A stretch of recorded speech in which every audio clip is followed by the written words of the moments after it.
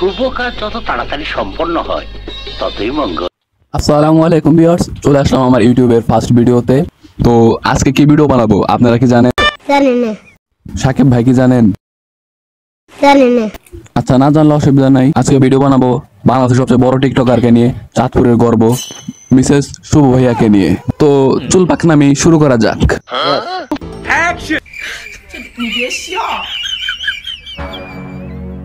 মেহেদি শুভ ভাইয়া, আপনি ঢাকা থেকে চাঁদপুর এবং চাঁদপুর থেকে ঢাকা কোন যানবাহনে আসা যাওয়া করেন? ভাইয়া আমি একদম পার্সোনাল ভাবে একটা লঞ্চ ভাড়া করে নেই এবং ওইটাতে আসা যাওয়া করি। আমি কখনো সাধারণ মানুষের সাথে আসা যাওয়া করি না। এটা হাস্যকর এই দেশের জনগণের জন্য হাস্যকর। অনেকে বলে চাঁদপুর জেলা নাকি ইলিশের জন্য বিখ্যাত। আমি বলবো যে না, চাঁদপুর জেলা মেহেদি শুভ ভাইয়ার জন্য বিখ্যাত। সন্দেহ তুই ঠিক কথা বলেছিস। বলতে পারবো না, জানি না। তোমাদের মতো ইউটিউবারদেরকে আমি গণে ধরি না, বুঝো না? তোমার আমি কি না বগড়ে রাখতে পারি। কথা কি ক্লিয়ার না ভেজাল আছে? আর তোমরা আসছো আমার রোস্টিং করতে। কেন ভাই, আমি কি তোমাকে গালি দিয়েছি? বুড়ো মিয়া আমাদের ইউটিউবারদের বয় দেখে হারাইছেন মিয়া। আপনার লেগে আমাদের 5 দিন ধরে ঘুম হয় না। আরে তোমার মতো ইউটিউবার আমরা চিনি ভাই, আমার নাম বেচে, আমার চেহারা বেচে, আমার রোস্টিং হয়ে তোমার সংসার চলে। বিষয়টা একটু ব্যাখ্যা করবেন? কি সাক্ষ্য প্রমাণ আছে তোমার কাছে? না অফিসার, ওর কাছে কোনো প্রমাণ নাই। আর প্রমাণ থাকবো কেমনে? ও তো থাকে পাবনা পাগলা গারদে। কেন? কি বলেন? আমি বিশ্বাস করি না। না বাপা ভাই, বিশ্বাস করবেন কেমনে? ও তো পাগলা গারদ থেকে পালায় আসছে। সহমত আপা, তার পাবনা পাগলা গারদে থাকা উচিত ছিল, কারণ তাকে নিয়ে ইউটিউবে সবাই রোস্ট করে। ভাই ইউটিউবে জেনে যাই সার্চ দিলে আমার নাম আয়া পড়ে।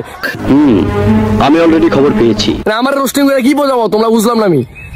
সরি বাদ। মাফ করে দে হুজুর, আমার ভুল হয়ে গেছে। আচ্ছা, এই সাবজেক্ট নয় বাদ দিলাম, কিন্তু তুমি হাফ প্যান্ট পরে ইসলামিক ভিডিও করো কেন? অনন্ত জলিল ভাই কি বলেন? এটা একটা সুন্দর প্রশ্ন, আপনার আসলে খুব টেকনিক্যাল প্রশ্ন।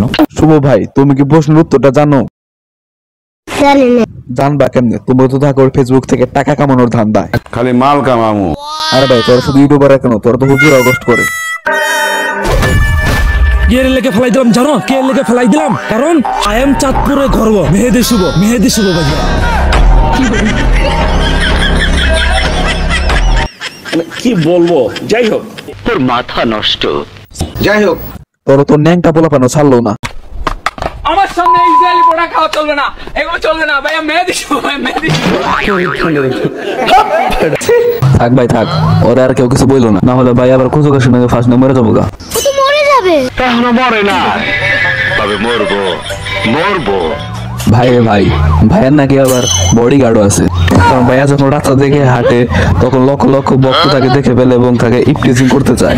এখন বুঝছেন আমি মেহেদি শুভ ভাইয়া কেন 10 জন বডিগার্ড নিয়ে চলাচল করি?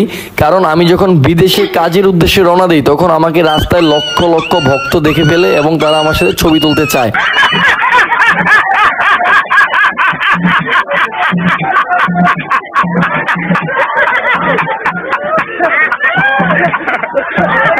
But how it possible? জানি না বড় মালিক। তোমার জিওফো আছে আর মেয়েরা নাকি তোমাকে ডিস্টার্ব করে। এক্সকিউজ মি স্যার, আমি স্যার উত্তরটা জানি, বলবো স্যার? বলো। আমাকে প্রতিদিন সকালে প্রায় 2 থেকে 300 মেয়ে আমাকে মেসেজ করে গুড মর্নিং জানায়। শত মেয়ে আমাকে ফ্রেন্ড রিকোয়েস্ট পাঠায়। শত মেয়ে আমাকে প্রপোজ করে। যেই কোনো মেয়ে আমাকে ভালোবাসে। What is love? তুমি তো বলিউডের সুপারস্টার শাহরুখ খানের চাকরিটাও খাই নিলে। শাহরুখ খান ভাই কি বলেন? যাই হোক, বুঝছো লোকটি কেন গেঞ্জি ছিলাম? কারণ উনি মুসলিম দেশে টুপি পরে নাই। উনি মুসলিম দেশে টুপি পরে নাই, এই জন্য ওনার গেঞ্জি ছিঁড়ে ফেললাম। আর আমি যদি বুড়া দাদার স্থানে থাকতাম, এক থাপ্পড়ে তোর বাপের নাম ভুলিয়ে দিতাম।